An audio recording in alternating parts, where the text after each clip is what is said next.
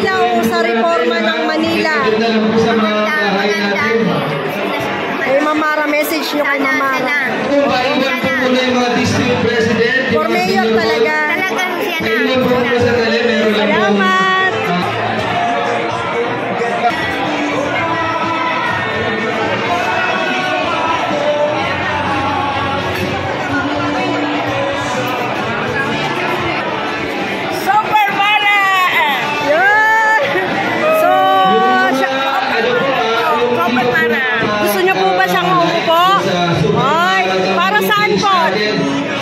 Para ano po ang posisyon niya?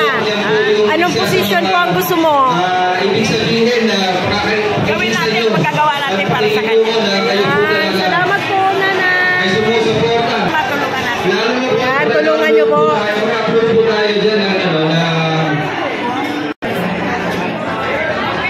tapos isang galong po malakas. Pag super para tumutulong. Daya, anong masasabi niyo po sa Si Super Mara? Anong masasabi niyo kay Super Mara? magaling po siya. Meron po ba tayong nakakuha ng tagpulin? Ay, talaga po. So, District 1, para kanino po ba? Para kay Super Mara ba? District 1? Ay! Dito meron siyang pakialam sa mga senior citizen. Ayan. Nare-recognize sa mga senior citizen. Unlike na napabayaan kami ng gusto. Wala po kayo. Nangyayari sa amin. Yan, maraming salamat po. Ulan sa barangay. Ano po ako, presidente ng asosasyon. Presidente ng association si Ma'am. Sa lupa. Presidente ng association siya. Sa homeowners, no? Opo. Homeowners. Manoto versus... Kumusta naman po kayo kanina? Ay, okay. Umiyak naman po ba kayo? Nakakaiyak nga. Ay, ayaw ko yung gano'n kasi naiiyak talaga ako pag mga gano'n. Oo, nakaka-touch talaga, no? Yung minsan mo lang makaharap yung taong gano'n klase talaga na-meet mo talaga siya. Ngayon nyo lang po ba siya na-meet? Si Mamara. Ngayon lang. Ma'am, ano po masasabi niyo sa launching ng ilaw sa Maynila? Sa reforma ng Maynila? Yung sa ngayon, Opo. yung inano ni Mamara. Opo, yung tema. Maganda. Sana, wish ko lang, pagdating ng panahon, mailagay siya. Paano niya magawa kung hindi siya mailagay? Ilalagay yun. Kailangan dapat mailagay siya para mapatunayan yung lahat ng gusto niyang gawin sa mga unang-una sa senior citizen, sa buong Maynila. Senior na po ba kayo? Oo. Hindi pa kayo senior? Senior na po. Ay, senior na si Ate. Senior na po ako. Senior na si Ate.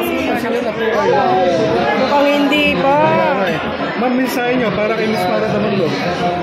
Unang-una sana, lagi siyang malakas. Opo. Gabayan sa ni Lord at wish ko manalo siya sa darating na halalan.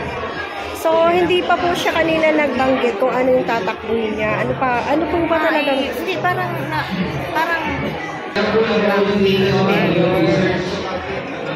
sana kasi ang tao ngayon parang gusto na ng mga batang maglilingkod. Oh. Kasi yung iba parang siguro hindi natin masabi kung nagsawa na sa may medyo gusto in short basta gusto bata ang maglilingkod. Opo. Gusto ng mga nasasakupan niyo. Sana siya, palarin siya at para matupad yung lahat ng gusto. Salamat po, Ma'am. Salamat po. Hi, Tatay. May anong katungkulan? Saan po kayo ngayon galing? District 2. Sir, ano po masasabi niyo sa launching ng ilaw sa reforma ng Maynila? Okay naman dahil maganda naman ang reform. Mensahe po para kay Miss Mara Damanglo. Okay naman dahil maganda naman ang kanyang layunin dito sa Maynila at ako'y sumusuporta sa unang aking mga senior.